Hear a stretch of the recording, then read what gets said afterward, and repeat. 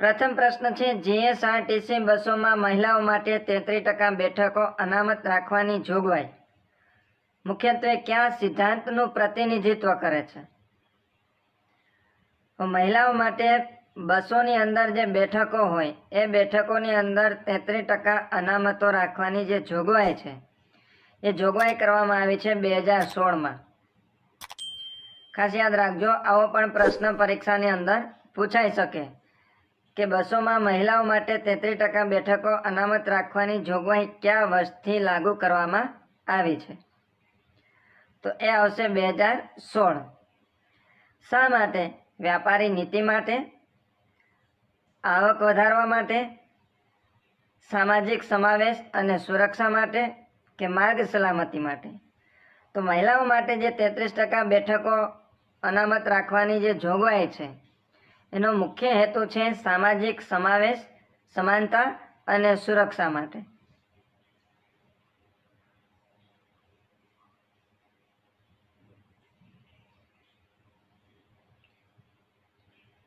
Third party ઇન્સ્યોરન્સની ફરજિયાત જોગવાઈ કઈ કલમમાં કરવામાં આવી છે?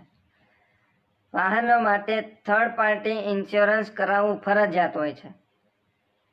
તો એની જોગવાઈ મોટર વાહન અધિનિયમ 1988ની કલમ નંબર 146ની અંદર કરવામાં આવી છે. આ પ્રશ્ન પણ ખાસ યાદ રાખજો, પરીક્ષાની અંદર અલગ અલગ કલમો પણ પૂછાઈ શકે. તો એમાં થર્ડ પાર્ટી ઇન્સ્યોરન્સની જે જોગવાઈ છે એ જોગવાઈ કરવામાં આવી છે કલમ નંબર 146માં. 140 છે એ રદ કરવામાં આવી છે. કલમ નંબર 140 હાલ પૂરતી રદ છે. ત્યાર પછી કલમ નંબર 145 એ છે થર્ડ પાર્ટી વીમા અંગેની વ્યાખ્યા માટે. થર્ડ પાર્ટી વીમા અંગેની વ્યાખ્યા. ત્યાર પછી 164 છે એ છે કોઈ વ્યક્તિનું મૃત્યુ થયું હોય જ્યારે એક્સિડન્ટ દરમિયાન થર્ડ પાર્ટી વ્યક્તિનું મૃત્યુ થયું હોય અથવા તો ગંભીર રીતે ઈજાગ્રસ્ત થયો હોય તો એમને અથવા તો એમના વારસદારને વળતર ચૂકવવાનું થાય છે. એ વળતર અંગેની જોગવાઈ કરવામાં આવી છે કલમ નંબર 164માં. આ પ્રશ્નનો સાચો જવાબ થશે કલમ 146 કે જેમાં થર્ડ પાર્ટી ઇન્સ્યોરન્સની ફરજિયાત જોગવાઈ કરવામાં આવી છે.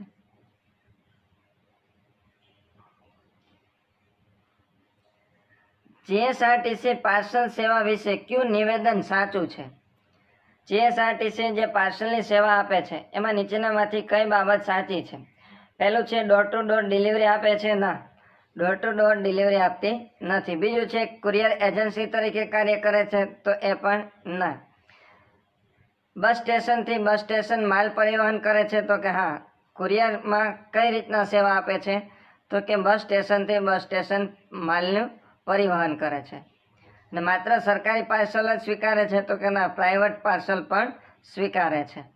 એટલે આ પ્રશ્નનો સાચો જવાબ છે સી, બસ સ્ટેશનથી બસ સ્ટેશન માલ પરિવહન કરે છે.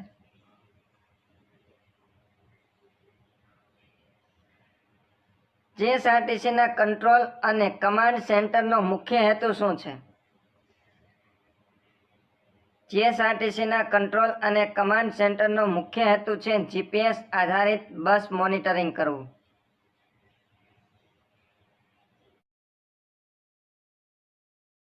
ત્યાં પછી મોટર વાહન અધિનિયમ 1988 મુજબ કલમ 29માં નીચેનામાંથી શેની જોગવાઈ કરવામાં આવી છે? કલમ 29ની અંદર જોગવાઈ કરવામાં આવી છે કંડક્ટરના લાયસન્સની જરૂરિયાત બાબતે. ત્યાં પછી પ્રકરણ 3 હેઠળ નિયમો બનાવવાની રાજ્ય સરકારની સત્તા કઈ કલમમાં છે? મોટર વાહન અધિનિયમ 1988નું પ્રકરણ નંબર 3 અને એ પ્રકરણ નંબર 3ની અંદર કુલ 29 થી 38 કલમો આપેલી છે. 29 થી 38 કુલ 11 કલમો છે પ્રકરણ નંબર 3ની અંદર. અને એમાં કલમ નંબર 38માં રાજ્ય સરકારને નિયમો બનાવવાની સત્તા આપવામાં આવી છે.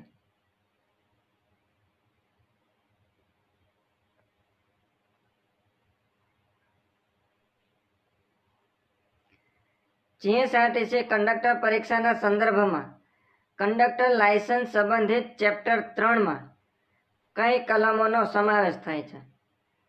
આ પ્રશ્ન પણ ખૂબ જ મોસ્ટ આઈએમપી કહી શકાય. યાદ રાખજો. ચેપ્ટર 3ની અંદર કુલ કેટલી કલમોનો સમાવેશ થાય છે આપણે આગળના પ્રશ્નમાં જોયું. કલમ નંબર 29 થી કલમ નંબર 38. અને કુલ કેટલી કલમોનો સમાવેશ થાય છે તો કે 11.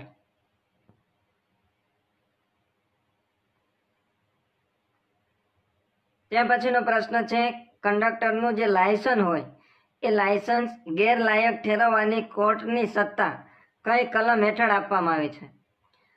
કોર્ટ પાસે પણ સત્તા છે કે કંડક્ટરનું લાયસન્સ છે એ ગેરલાયક ઠેરવી શકે છે. તો એ કોર્ટ પાસે સત્તા છે કઈ કલમ હેઠળ? જવાબ છે કલમ નંબર 35. કલમ નંબર 35 હેઠળ કોર્ટ છે એ કંડક્ટરનું લાયસન્સ ગેરલાયક ઠેરવી શકે છે.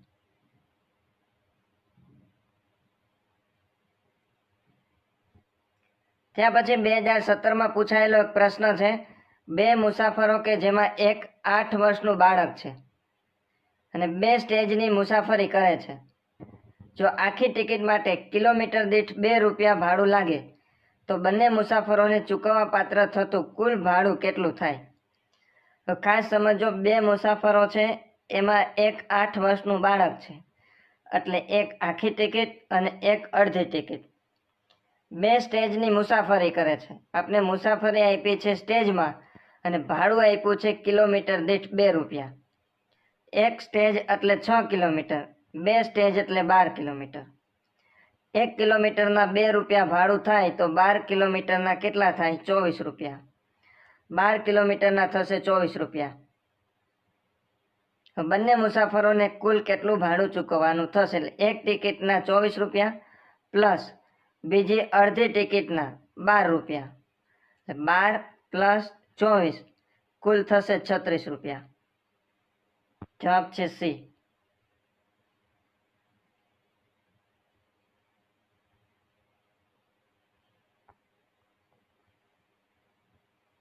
ત્યાર પછી વરસાદ દરમિયાન રસ્તા પર પાણીનું પાતળું સ્તર જમા થતાં ટાયરની પકડ ઘટી જાય તેવી સ્થિતિને શું કહેવામાં આવે છે?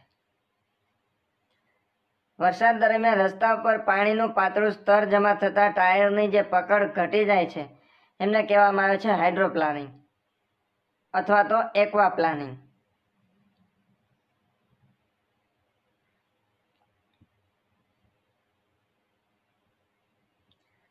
આજે બુધવાર છે તો પછીના રવિવાર પછી 25મા દિવસે કયો વાર આવશે? આજે બુધવાર છે તો પછીના રવિવાર પછી આપણે રવિવાર પછી 25મા દિવસે કયો વાર આવશે એ ગોતવાનું છે. તો રવિવાર પછી 25મા દિવસે એટલે 25 ભાગ્યા 7 કરશું. 25 ભાગ્યા 7 એટલે 7 તેરી 21, શેષ વધશે 4. રવિવાર પછી 4 દિવસ ગણવાના. રવિવાર પછી આવશે સોમવાર, મંગળવાર, બુધવાર અને ગુરુવાર.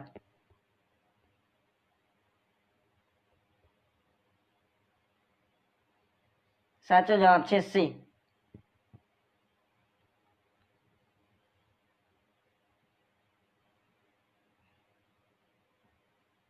ત્યાર પછી સિરીઝ આપી છે 5, 11, 19, 29 અને 41.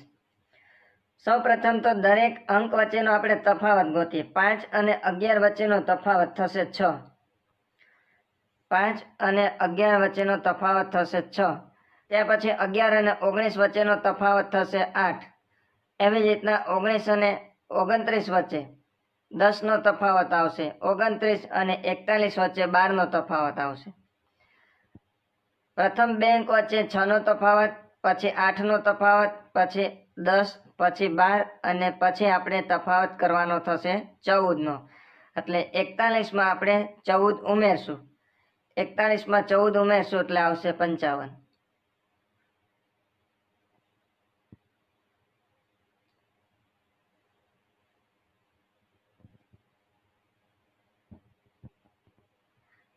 છ કલાકે ઘડિયાળમાં મિનિટના કાંટા અને કલાક કાંટા વચ્ચેનો ખૂણો કેટલો થશે?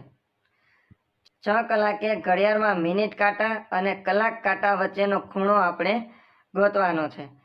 તો 6 કલાકે મિનિટનો કાંટો 12 હશે અને કલાકનો કાંટો 6 હશે.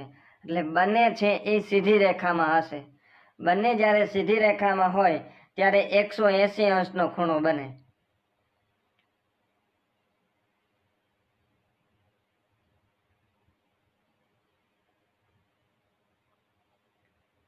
ત્યાં પછી 3 વાગ્યાનું અરીસામાં પ્રતિબિંબ કયો સમય દર્શાવે છે? આવા પ્રશ્નો આપણે આગળના વિડીયોની અંદર પણ કર્યા છે કે ઘડિયાળને અરીસામાં જોતા એમનું કયું પ્રતિબિંબ દેખાશે. તો ઘડિયાળમાં જેટલા વાગ્યા હોય એમાંથી આપણે 11:60 બાદ કરી દેવાના થાય. અહીંયા આપણે 3 આપ્યું છે, એકદમ સરળ છે. આ તો ખબર પડી જાય કે આમાં 9 વાગ્યા હશે, સામેનો આંકડો જ બતાવશે. પરંતુ જ્યારે 10:40 આપ્યા હોય, 3ની જગ્યાએ 10:40 આપ્યા હોય, 8:20 આપ્યા હોય, 4:30 આપી હોય, ત્યારે શું કરવાનું? તો કે ત્યારે 11:60 માંથી આપણે જે ઘડિયાળમાં ટાઈમ આપ્યો હોય એ ટાઈમ બાદ કરી દેવાના.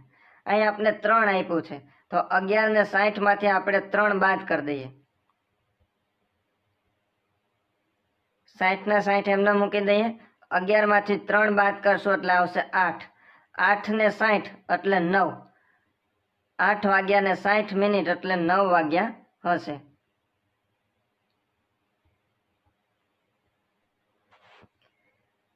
ત્યાં પછીનો પ્રશ્ન છે, પિતાની ઉંમર પુત્રની ઉંમરથી 3 ગણી છે. 10 વર્ષ પછી બંનેની કુલ ઉંમર 80 વર્ષ થશે. હાલ પુત્રની ઉંમર કેટલી હશે? પિતા અને પુત્રની ઉંમરનો ગુણોત્તર આપણે આપ્યો છે 3:1. 10 વર્ષ પછી બંનેની કુલ ઉંમર થશે 80. તો હાલ પુત્રની ઉંમર કેટલી હશે? 10 વર્ષ પછી બંનેની કુલ ઉંમર 80 થતી હોય તો પિતાની ઉંમર 10 વર્ષ પ્લસ પુત્રની ઉંમર 10 વર્ષ એમ કુલ 20 વર્ષનો વધારો થશે. ક્યારે? તો કે 10 વર્ષ પછી. એટલે 80 માંથી આપણે 20 વર્ષ બાદ કરી દઈએ એટલે હાલ બંનેની ઉંમરનો સરવાળો આપને મળશે 60. હવે પુત્રની ઉંમર કેટલી હશે? તો પુત્રની અને પિતાની બંનેની ઉંમરનો આપણે ગુણોત્તર આપ્યો છે. પિતાની ઉંમર 3 અને પુત્રની ઉંમર 1 એટલે કુલ થશે 4. બંનેનો સરવાળો થશે 4. કુલ હાલની ઉંમર આપને મળી 60 એટલે 60 ગુણ્યા પુત્રની ઉંમરનો ગુણોત્તર છે 1. 1/4 કરવાના. 60 ગુણ્યા 1/4 એટલે થશે 15 ચોકું 60. હાલ પુત્રની ઉંમર થશે 15 વર્ષ.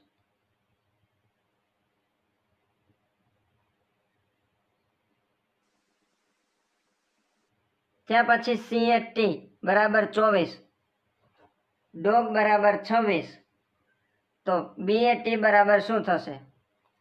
અહીંયા આલ્ફાબેટને એના ક્રમ પ્રમાણે એના આંકડા આપ્યા છે. CAT, C છે એ કેટલા નંબર ઉપર હશે? તો કે 3 નંબર ઉપર. ખાસ જોજો, C છે એ 3જા નંબર ઉપર છે, 3. પછી A છે એ 1 નંબર ઉપર છે. T આવશે 20 નંબર ઉપર. એટલે આ ત્રણેયનો સરવાળો 3 + 1 + 20 એટલે થશે 24. એવી જ રીતના ડોગનો 26 અંક આપ્યા છે. તો BAT, B છે એ બીજા નંબરે છે, A છે એ પહેલા નંબરે અને T છે એ 20 નંબર. એટલે 2 + 1 + 20 કુલ થશે 23.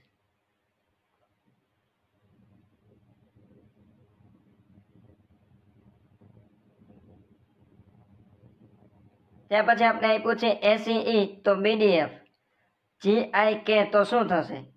અહીંયા આપણે દરેક અક્ષરનો સ્થાન એક આગળ વધે છે. A પછી B, C પછી D અને E પછી F. એક અક્ષરનું સ્થાન આગળ વધે છે. તો અહીંયા GIK, તો G પછી આવશે H, I પછી આવશે J અને K પછી આવશે L. એટલે HJL.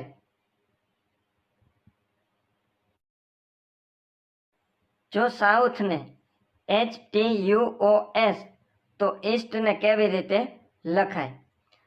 અહીંયા જે શબ્દ આપ્યો છે સાઉથ એને ઉલટા ક્રમમાં ગોઠવો છે. પહેલા લીધું છે H, પછી T, U, O અને S. એટલે જે સાઉથ છે એને ઉલટા ક્રમમાં લીધું છે, તો ઈસ્ટને પણ આપણે ઉલટા ક્રમમાં ગોઠવવાનું થશે, TSAE.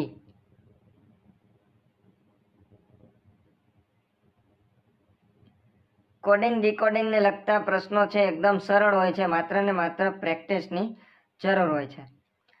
ત્યાં પછીનો પ્રશ્ન છે, એક બસ 60 કિમી પ્રતિ કલાકની ઝડપે 3 કલાક અને ત્યારબાદ 90 કિલોમીટરની પ્રતિ કલાકની ઝડપે 2 કલાક ચાલે છે, તો સમગ્ર મુસાફરીની સરેરાશ ઝડપ કેટલી હશે? એક બસ છે જેમની ઝડપ અલગ અલગ આપેલી છે. પ્રથમ વખત આપ્યું છે 60 કિલોમીટર પ્રતિ કલાક, 3 કલાક ચાલે છે, તો કુલ ચાલશે 180, 6 તેરી 18. ત્યાર પછી 90 કિલોમીટર પ્રતિ કલાકની ઝડપે 2 કલાક ચાલે છે, એટલે 9 દુ 18, એટલે ત્યાં પણ 180 કિલોમીટર ચાલશે. કુલ કેટલું ચાલશે? તો કે 180 પ્લસ 180 એટલે 360, કુલ 360 કિલોમીટર ચાલે છે. હવે આપણે કીધું છે સમગ્ર મુસાફરીની ઝડપ, સરેરાશ ઝડપ કેટલી છે? પ્રથમ 3 કલાક ચાલે છે અને પછી 2 કલાક ચાલે છે, એટલે કુલ 5 કલાક ચાલે છે અને અંતર કાપે છે 360. સરેરાશ કાઢવી હોય તો 360 ભાગ્યા 5 કરીએ, 360 ભાગ્યા 5 કરશું એટલે થશે 72.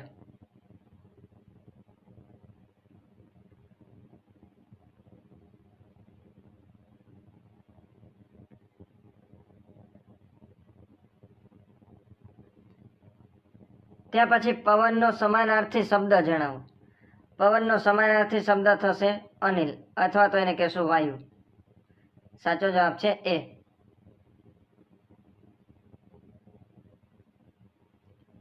ધુતિ શબ્દનો પર્યાયવાચી શબ્દ જણાવો. ધુતિ એટલે તેજ, પ્રકાશ અથવા તો ચળકાટ. તો ધુતિ શબ્દનો પર્યાયવાચી શબ્દ થશે તેજ.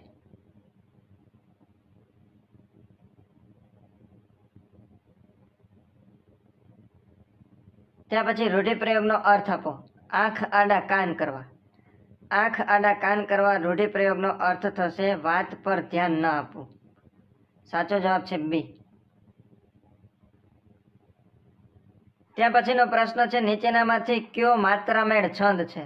આપણે 4 છંદ આપેલા છે. પહેલું છે સાદુલ વિક્રુડિત, બીજું છે મંદાકાંતા, ત્રીજું છે હરિગીત અને ચોથું છે પૃથ્વી. તો કયો છંદ છે એ માત્રામેળ છે?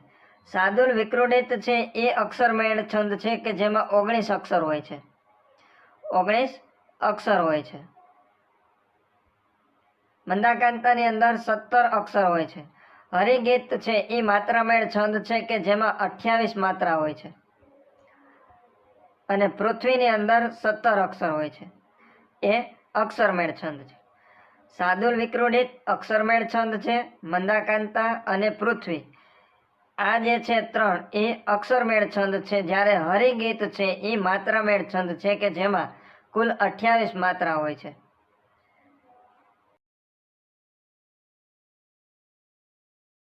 શબ્દકોશ પ્રમાણે કયો શબ્દનો ક્રમ સાચો છે? હવે જ્યારે ખાસ શબ્દકોશ પ્રમાણે શબ્દની ગોઠવણી કરવાની હોય તો પહેલા આવશે સ્વર અને પછી આવશે વ્યંજન. તો પહેલા અંગૂઠું, ખખડધજ અને તડકા છાયા. તો અહીંયા પ્રથમ છે એ સ્વર છે, તો એ સાચું છે. પછી આવશે ખ અને પછી આવશે ત, એટલે પહેલો ઓપ્શન છે એ સાચો છે.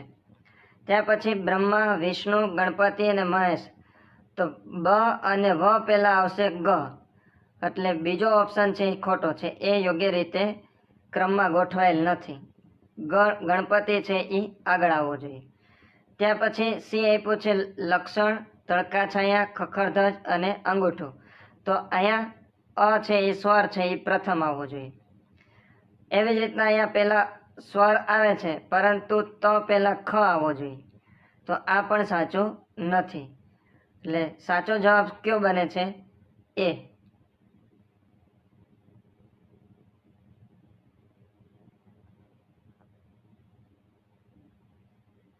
દુધિયા કરે છે કેટલાય ઘા રહી રહી. વાક્યમાં નિપાત ઓળખાવો. નિપાત બનશે એ. દુધિયા કરે છે કેટલાય ઘા રહી રહી, તો એ છે એ ભારવાચક નિપાત છે.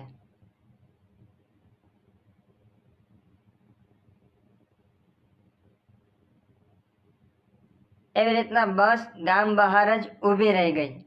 આ વાક્યમાં નિપાત ઓળખાવો. દર્શક મિત્રો, આનો જવાબ તમારે કમેન્ટ બોક્સની અંદર આપવાનો છે કે બસ ગામ બહાર જ ઊભી રહી ગઈ. આમાં નિપાત કયો આવશે? જ, રહી, બસ કે ગામ? તો ખાસ કમેન્ટ બોક્સની અંદર તમારો જવાબ લખજો. સાથે સાથે વિડીયોને લાઈક કરજો, શેર કરજો. ચેનલમાં તમે નવા હો તો ચેનલને ખાસ સબસ્ક્રાઈબ કરજો.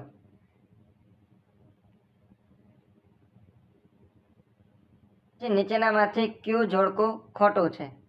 ખોટું જોડકું આપણે ગોતવાનું છે. એમાં પુસ્તક અથવા તો કૃતિનું નામ આપ્યું છે અને સાહિત્યકાર છે. પ્રથમ છે અખે ગીતા અને અનુભવ બિંદુ. અખે ગીતા અને અનુભવ બિંદુ ના સાહિત્યકાર એટલે કે એમની રચના કરનાર છે અખો, એટલે પહેલું જોડકું છે એ સાચું છે. ત્યાર પછી બીજું છે અમાસના તારા. અમાસના તારાની રચના કરનાર છે કિશનસિંહ ચાવડા, તો એ પણ સાચું છે. ત્યાર પછી આગગાડી અને મંદાકિની, એની રચના કરનાર છે ચંદ્રવદન ચિમનલાલ મહેતા, તો એ પણ સાચું છે. અને ઓતરાતી દિવાલો, જીવનનો આનંદ, સ્મરણ યાત્રા, હિમાલયનો પ્રવાસ, એમની રચના કરનાર છે કાકા સાહેબ કાલેલકર, એટલે એ પણ સાચું છે. એટલે આપેલા તમામે તમામ જોડકા સાચા છે. જવાબ છે ડી.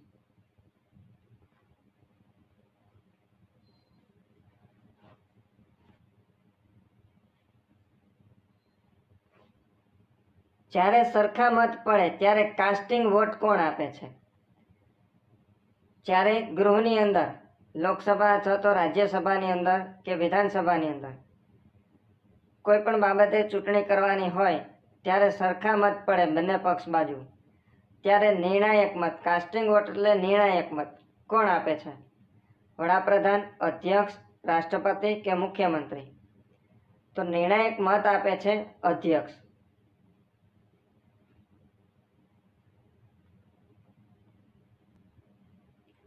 રૂપિયાનું ઝાડ ચિત્રકૃતિ માટે કોણ જાણીતા છે? રૂપિયાનું ઝાડ ચિત્રકૃતિ માટે જાણીતા છે રસિકલાલ છોટાલાલ પારેખ. જવાબ છે ડી, રસિકલાલ પારેખ, કે જેમનું પૂરું નામ છે રસિકલાલ છોટાલાલ પારેખ.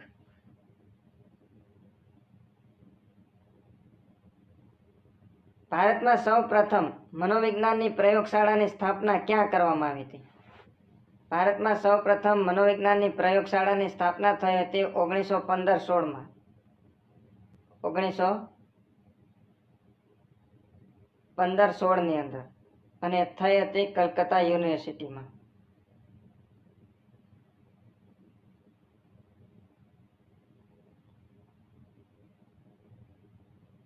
રાજ્ય આયોજન પંચના અધ્યક્ષ કોણ હોય છે?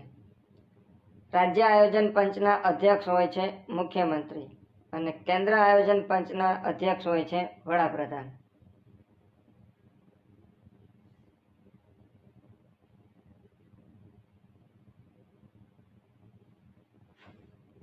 ત્યાં પછી પાલઘાટ. પાલઘાટ કયા બે રાજ્યોને જોડે છે? પાલઘાટ છે એ પશ્ચિમ ઘાટમાં આવેલો કુદરતી માર્ગ છે કે જે કેરળ અને તમિલનાડુને જોડે છે. કેરળ અને તમિલનાડુ.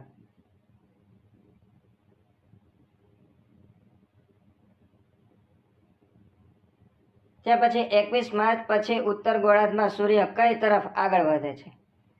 21 માર્ચ પછી સૂર્ય છે ઉત્તર તરફ ખસતો દેખાય છે, એટલે એ કર્કવૃત તરફ આગળ વધે છે. જવાબ છે એ, કર્કવૃત.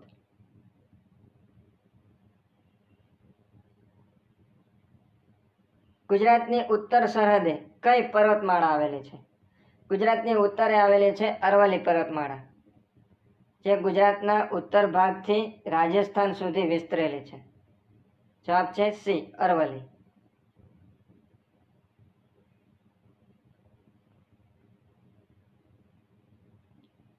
વિશ્વની સૌથી ઊંચી પ્રતિમા સ્ટેચ્યુ ઓફ યુનિટી ક્યાં ટાપુ પર આવેલ છે?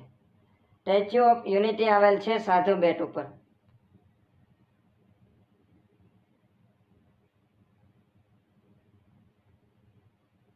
ગુજરાતમાં કપાસના ઉત્પાદન માટે કયો પ્રદેશ કાનમ પ્રદેશ તરીકે ઓળખાય છે?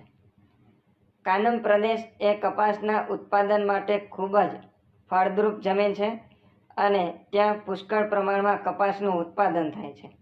તો આ જે કાનમ પ્રદેશ છે એ આવેલું છે ભરૂચ અને વડોદરા વચ્ચેનો પ્રદેશ, એટલે કાનમ પ્રદેશ. ભરૂચ અને વડોદરા વચ્ચેનો જે પ્રદેશ છે એને કહેવામાં આવે છે કાનમ પ્રદેશ.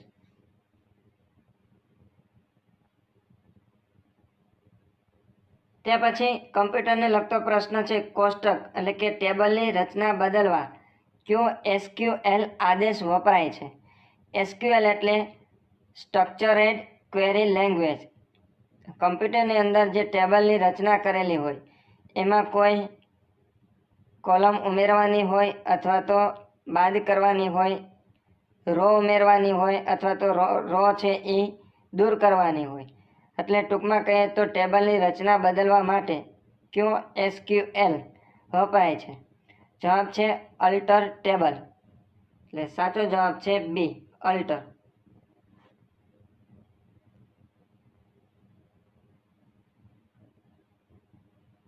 વિન્ડોઝ ઓપરેટિંગ સિસ્ટમમાં ફ્રી ચેટ કરવા માટે કયું સોફ્ટવેર ઉપલબ્ધ હતું? હાલ છે એ વિન્ડો દ્વારા આ ફ્રી ચેટનું ઓપ્શન છે એ રદ કરવામાં આવ્યું છે, પરંતુ આ પહેલાં વિન્ડો ઓપરેટિંગ સિસ્ટમની અંદર ફ્રી ચેટ માટેનું એક ઓપ્શન હતું, જે હતું વિન્ડો મેસેન્જર. ત્યાર પછી માઇક્રોસોફ્ટ વિન્ડોમાં પૂર્વ નિર્ધારિત કયું વેબ બ્રાઉઝર ઉપલબ્ધ હતું? જવાબ છે ઇન્ટરનેટ એક્સપ્લોરર.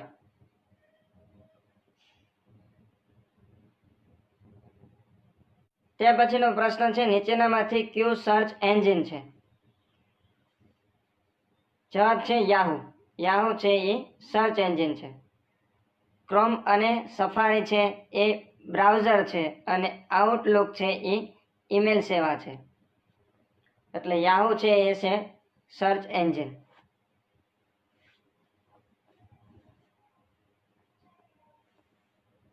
ત્યાર પછી DNSનું પૂરું નામ શું છે? DNSનું પૂરું નામ છે domain name system. Domain name system. Outlook express કયા પ્રકારનો પ્રોગ્રામ છે? આઉટલુક એક્સપ્રેસ છે એ છે ઈમેલ ક્લાયન્ટ. એટલે સાચો જવાબ છે એ.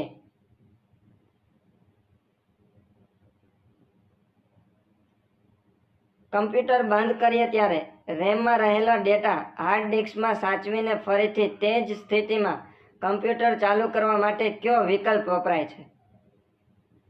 કમ્પ્યુટરની અંદર જ્યારે આપણે કામ કરતા હોય ત્યારે કોઈ પણ સમયે અધૂરું કામ છોડી અને કમ્પ્યુટર બંધ કરવાનું થાય ત્યારે એ ડેટા છે એ રેમમાં રહેલો ડેટા છે હાર્ડ ડિસ્કમાં સાચવવામાં આવે છે અને ફરીથી જ્યારે કમ્પ્યુટર શરૂ કરીએ ત્યારે એનો એ જ ડેટા છે એ આપને મળી રહે. તો એના માટે કયો વિકલ્પ વપરાય છે? સાચો જવાબ છે હાઇબરનેટ.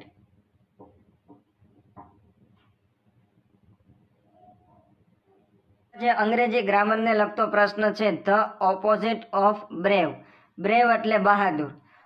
બહાદુરનું વિરોધાર્થી થશે ડરપોક, જેને ઇંગ્લિશમાં કહેવામાં આવે છે કાવર્ડલી.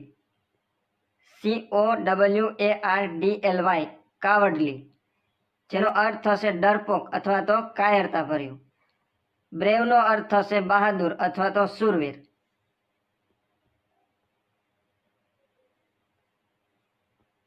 ત્યાર પછી choose the correct article. Article આપણે મૂકવાનું છે ખાલી જગ્યામાં. He is honest man. Honest, honest બોલાશે, ઓનેસ્ટ નહીં બોલાય, ઓનેસ્ટ.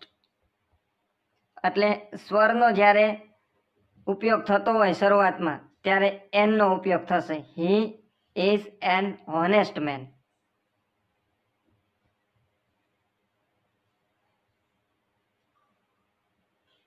તે ખાલી જગ્યા playing cricket now.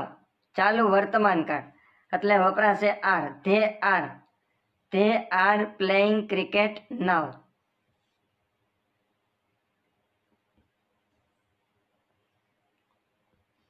He did not ખાલી જગ્યા ધ લેટર.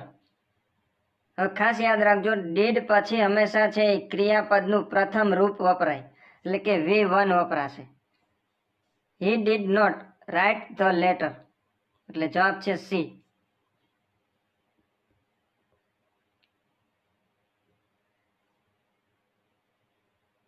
તે પછી આપણે પ્રિપોઝિશન મૂકવાનું છે. ધ બુક ઇઝ ખાલી જગ્યા ધ ટેબલ, તો આમાં આવશે on. The book is on the table. ત્યાં પછી હેપીનું ઓપોઝિટ, એટલે કે હેપીનું આપણે વિરોધાર્થી. હેપી એટલે ખુશ, અને એનો વિરોધી થશે સેડ. સેડ એટલે દુઃખી. ખાલી જગ્યામાં આપણે આર્ટિકલ મૂકવાનું છે. This is umbrella.